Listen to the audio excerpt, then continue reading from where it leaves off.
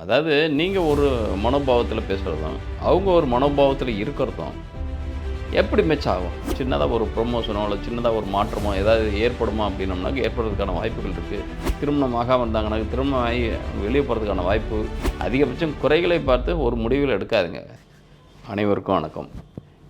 இன்றைய காணொளி வருகின்ற மார்ச் மாதம் எப்படிப்பட்ட சுபாசுப பலன்களை ஒவ்வொரு ராசிக்கும் தரும் அப்படின்னு பார்க்குறப்ப எப்படி இருக்க போகுது இந்த மார்ச் மாதம், ஆல்ரெடி எப்படி இருக்குது அப்படின்றப்ப அந்த மார்ச் மாதத்துக்கு மேச ராசிக்கு எப்படி இருக்குது அப்படின்னு பார்க்குறப்ப அட் ப்ரெசண்ட் உங்களுக்கு 8ஆம் பாவம் அப்படின்றது தான். 8ன்றது என்ன? பிரச்சனைகள், வம்பு, வழக்கு, டிஸ்பியூட்டு, இது தொடர்புடைய சிக்கல்கள் நிறையா. உளவியல் சார்ந்ததாக இருக்கலாம், உறவினர்கள் சார்ந்ததாகவும் இருக்கலாம். அதாவது ஹஸ்பண்ட் ஒய்ஃபுக்குள்ளேயும் இருக்கலாம், அல்லது வீட்டு மெம்பர், அதாவது அப்பா அம்மாவாக இருக்கலாம், அல்லது பிள்ளைங்களாக இருக்கலாம், அல்லது கணவன் மனைவியாக இருக்கலாம், காதலாம். இது மாதிரி நெருங்கிய வட்டாரத்துக்குள்ளே இருக்கக்கூடிய உறவினர்களுக்குள்ள மனக்கசப்பு, பிரச்சனைகள். அதே மாதிரி ஜாப் வைஸு, ஏன்னா 8ன்றது செவ்வாய் இருக்கிற இடமா 10. அதில் யாரோட காலில் இருக்காருனாக்கா அவர் திருவோணம் நட்சத்திரம் 3ஆம் பாதம். அப்படின்றப்ப உங்களுக்கு உங்களுடைய கம்யூனிகேஷன் ரிலேட்டடாக நீங்கள் சொன்ன வார்த்தைகள் ஒன்று, அவங்க அண்டர்ஸ்டாண்ட் பண்ணிக்கிட்டது ஒன்று, இன்னொன்று மிஸ் அண்டர்ஸ்டாண்ட் நிறையா இருக்கிறது ஒன்று. இந்த மாதிரி அதாவது புரிதல் அற்ற தன்மையில் ஒருத்தருக்கு ஒருத்தர், அதாவது நீங்கள் ஒரு மனோபாவத்தில் பேசுகிறதும் அவங்க ஒரு மனோபாவத்தில் இருக்கிறதும் எப்படி மேட்ச் ஆகும்? நீங்கள் ஒரு விஷயத்தை டெலிவரி பண்ணுறீங்கனாக்கா அவங்க அதை அக்செப்ட் பண்ணுறதை விட அதை முதல்ல அண்டர்ஸ்டாண்ட் பண்ணிக்கணும். ஆனால் அண்டர்ஸ்டாண்ட் பண்ணுறதுக்கான மைண்ட் செட் இப்போதைக்கு அவங்கள்ட்ட இல்லை. எப்போவுமே லக்னாபதி 8 கூட சம்மந்தப்பட்டு அது சந்திரசாரம் பெற்றாலே மனக்குழப்பங்கள் அதிகமாக இருக்கும். எப்போயுமே ஒரு ராசிக்கு சந்திரன் அப்படின்றது, ஒரு ராசிக்கு சந்திரன் அப்படின்றது, சந்திரன் ராசியில் தானே இருப்பார் அப்படின்றீங்க. லக்னத்திற்கு சந்திரன் அதே ஆங்கிளில் உங்கள் ராசிக்கு லக்னம் எங்கே இருக்குன்னு பாருங்கள். லக்னன்றது உங்கள் ராசிக்கு கிட்டத்தட்ட லக்னத்திலேருந்து எண்ணி வரும் பொழுது உங்களுடைய ராசின்றது 3ஆம் இடமாவோ 6ஆம் இடமாவோ 8ஆம் இடமோ 12ஆம் இடமோ அந்த ராசி இருந்துச்சுனாக்க நிச்சயமாக உங்களால் தனியாக உங்களை நீங்களே சர்வீல் பண்ணுறதுக்கான வாய்ப்புகள் கம்மி.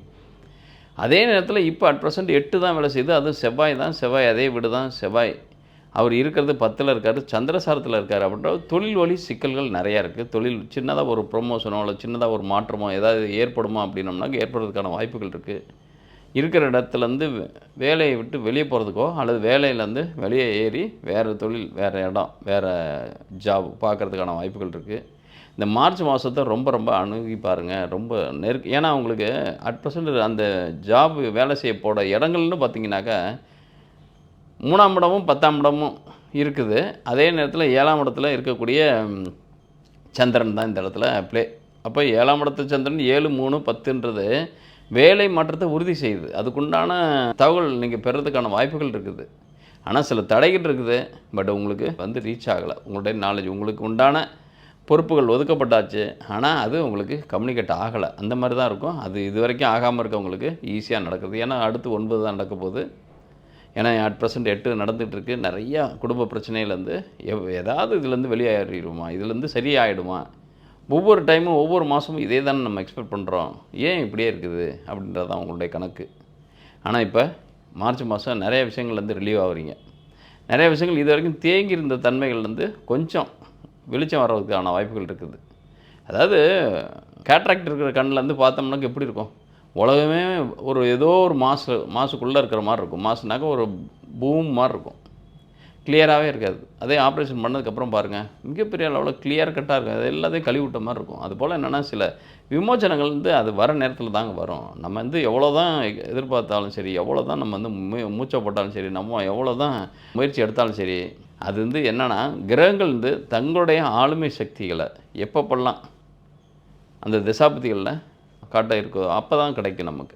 நமக்கு ஆசை இருக்கலாம், பட் அம்சம் வேணும்.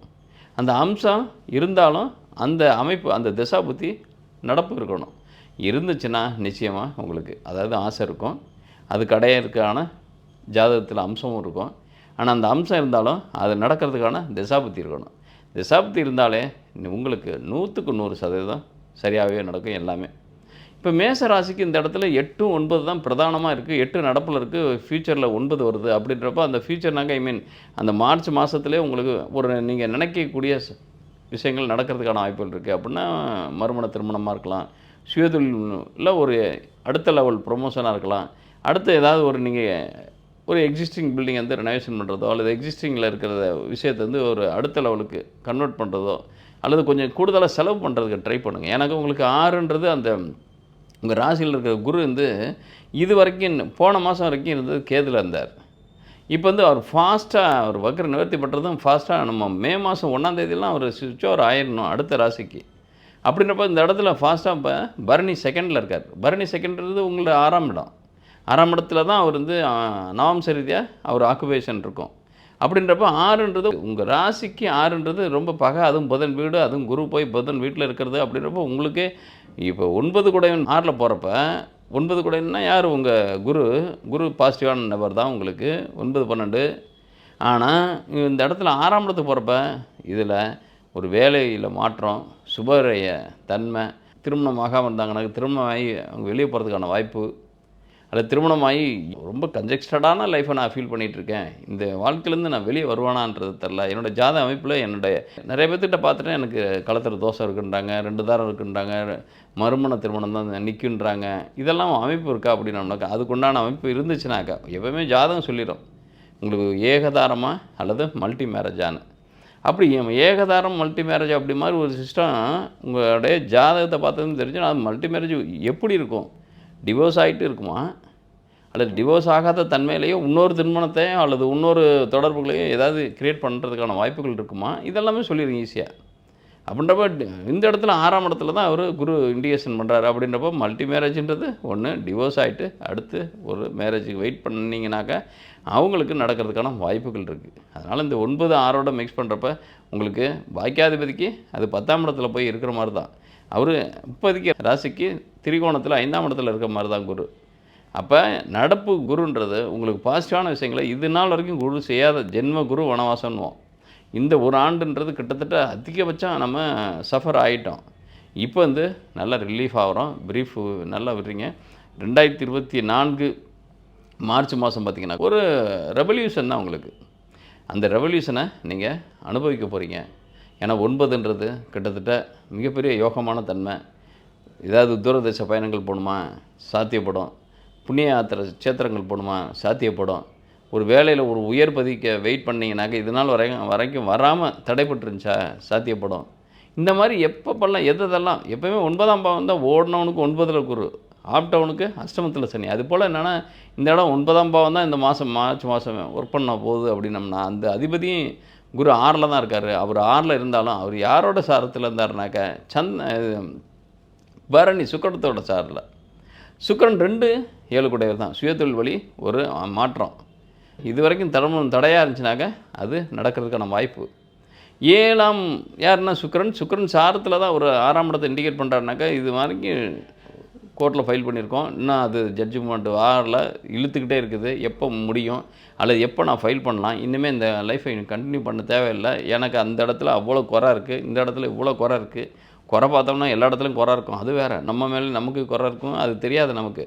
ஆனால் அடுத்தவங்க குறையை மட்டும் தான் நம்ம பெருசாக்கிக்கிட்டே இருப்போம், பெருசாக சொல்லிக்கிட்டே இருப்போம்.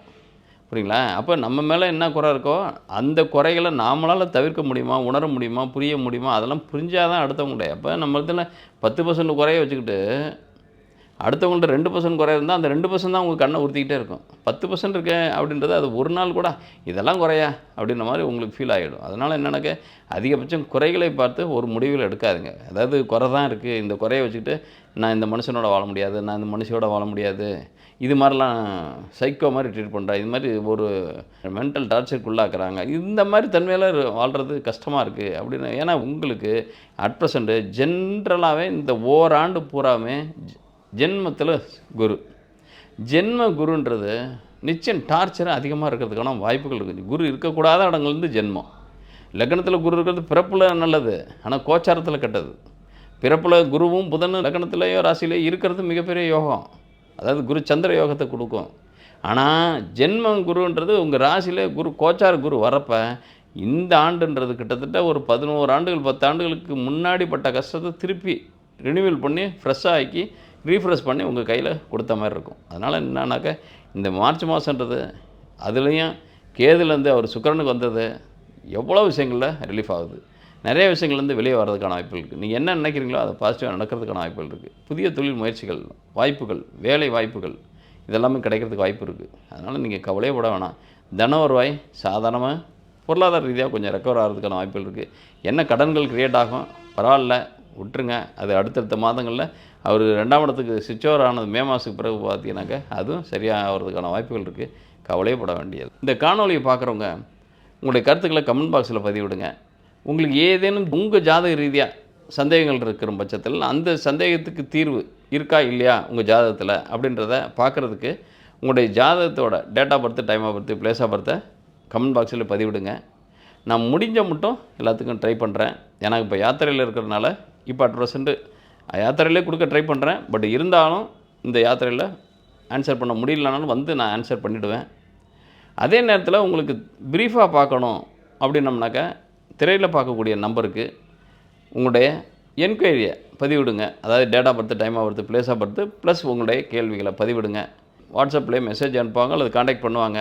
பண்ணி அவங்க என்ன டேர்ம்ஸ் அண்ட் கண்டிஷன்ஸ் சொல்கிறாங்களோ அதை கடைபிடிக்கும் பட்சத்தில் உங்களுடைய கேள்விக்கான, உங்களுடைய வாழ்க்கைக்கான, உங்களுடைய எங்கே ஏதாவது முக்கியமான முடிவுகள் எடுக்கணும் அப்படின்னம்னாக்கா அந்த முடிவுக்கான தீர்வுகளை நான் உங்களுக்கு வாய்ஸ் மெசேஜாக அனுப்புகிறேன். அதை பார்த்து ஒரு முடிவு வர்றதுக்கான வாய்ப்புகளை பெறுங்க. நன்றி, வணக்கம்.